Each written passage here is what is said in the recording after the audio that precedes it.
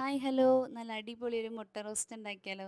അപ്പം ഞാൻ വെളിച്ചെണ്ണയൊക്കെ ചൂടായി വന്നപ്പോൾ ഒരു 4 സവാള എടുത്ത് നല്ല നൈസാക്കി നീളത്തിൽ അരിഞ്ഞത് ഇട്ട് കൊടുത്തിട്ടുണ്ട് ട്ടോ. ഈ എഗ് റോസ്റ്റ് എന്നൊക്കെ പറയുമ്പോൾ അതിൻ്റെ ഒരു മെയിൻ കണ്ടന്റ് തന്നെ സവാളയാണ്. പിന്നെ കുറച്ച് തക്കാളിയും. അപ്പോൾ അതുകൊണ്ട് നമ്മളുടെ ആളെണ്ണത്തിൻ്റെ ആവശ്യത്തിനനുസരിച്ച് തന്നെ നമുക്ക് സവാള എടുക്കണം ട്ടോ. അപ്പോൾ സവാളയൊക്കെ ഒന്ന് വഴണ്ടി വരാനായിട്ട് ഞാൻ അതിനാവശ്യത്തിന് ഉപ്പും ഇട്ട് കൊടുത്തിട്ടുണ്ട്. പിന്നെ ഇപ്പം ഇടുന്നത് പഞ്ചസാരയാണ് ട്ടോ. നമ്മുടെ എഗ് റോസ്റ്റ് എന്ന് പറയുമ്പോൾ അതിനൊരു ചെറിയൊരു മധുര ടേസ്റ്റ് ഉണ്ടായിരിക്കുമല്ലോ. അപ്പോൾ നമ്മളുടെ സവാളയൊക്കെ ഒരു പെട്ടെന്നൊരു ബ്രൗൺ കളറായിട്ട് വരാനും ആ ഒരു മധുരം ടേസ്റ്റ് ചെറുതായിട്ടൊരു രീതിയിൽ കിട്ടാൻ വേണ്ടിയിട്ടാണ് പഞ്ചസാര ഇട്ട് കൊടുത്തത്. ഇനി ഇതും നന്നായിട്ട് വഴറ്റിയെടുക്കണം ട്ടോ. ഈ എഗ് റോസ്റ്റിൻ്റെ ടേസ്റ്റ് എന്ന് പറയുന്നത് നമ്മളുടെ ക്ഷമയ്ക്കനുസരിച്ചിരിക്കും. അപ്പോൾ അതൊരു ക്ഷമാപൂർവ്വം ചെയ്യേണ്ട ഒരു കാര്യം തന്നെയാണ്. അപ്പോഴാണ് നല്ല ടേസ്റ്റി ആയിട്ടുള്ള എഗ് റോസ്റ്റ് നമുക്ക് കിട്ടുള്ളൂ. അപ്പോൾ അതൊക്കെ ഒന്ന് വാടി വന്നപ്പോൾ ഞാൻ ഇഞ്ചി വെളുത്തുള്ളി പേസ്റ്റ്, പച്ചമുളക്, പിന്നെ കറിവേപ്പില ഇത്രയും കാര്യങ്ങൾ ഇട്ട് കൊടുത്തിട്ടുണ്ട് ട്ടോ. ഇനി ഇതെല്ലാം കൂടി നന്നായി ഒന്ന് വഴണ്ടി വരട്ടെ. അപ്പോൾ നമ്മുടെ എഗ് റോസ്റ്റിന് വേണ്ടിയിട്ടുള്ള മുട്ട ഞാൻ പുഴുങ്ങാനായിട്ട് അപ്പുറത്ത് വെച്ചിട്ടുണ്ട്. അപ്പം ഇനി അതൊക്കെ ഒന്ന് വഴണ്ടി വന്നപ്പോൾ നമുക്ക് പൊടികളായിട്ട് ഇട്ട് കൊടുക്കേണ്ടത് മഞ്ഞൾപ്പൊടിയും, മുളക് പൊടിയും, കുരുമുളക് പൊടിയാണ് ട്ടോ ഇട്ട് കൊടുക്കുന്നത്.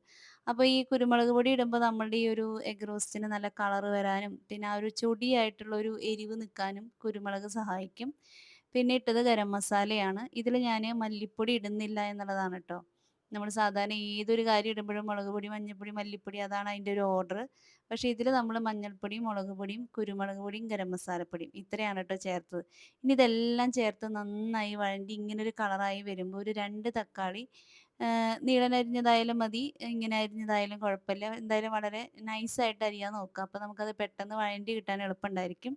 ഇനി ഇതെല്ലാം കൂടെ നന്നായി മിക്സ് ചെയ്ത് അതിൻ്റെ ആ ഒരു ഡാർക്ക് കളറിലെത്തണം. ഇത്രയേ ഉള്ളൂ നമ്മുടെ എഗ് റോസ്റ്റ് എന്ന് പറയുന്നത്. നമ്മുടെ ചപ്പാത്തി ഇവിടെ റെഡി ആയിക്കൊണ്ടിരിക്കുന്നുണ്ട്. അപ്പോൾ ഞാൻ മുട്ടയൊക്കെ പുഴുങ്ങിയെടുത്ത് തൊലിയൊക്കെ കളഞ്ഞ് അത് ദേ ഇങ്ങനെ പുഴുങ്ങി അതിലോട്ട് ഇട്ടിട്ടുണ്ട് ട്ടോ. ഇനി നമ്മളുടെ ഈ വഴണ്ടി വന്ന ആ ഒരു മസാല ഇതിലോട്ട് തേച്ച് പിടിപ്പിക്കുക. അത് അതാണ് നമ്മുടെ എഗ് റോസ്റ്റ് എന്ന് പറയുന്നത്. നല്ല ടേസ്റ്റിയാണ് ട്ടോ.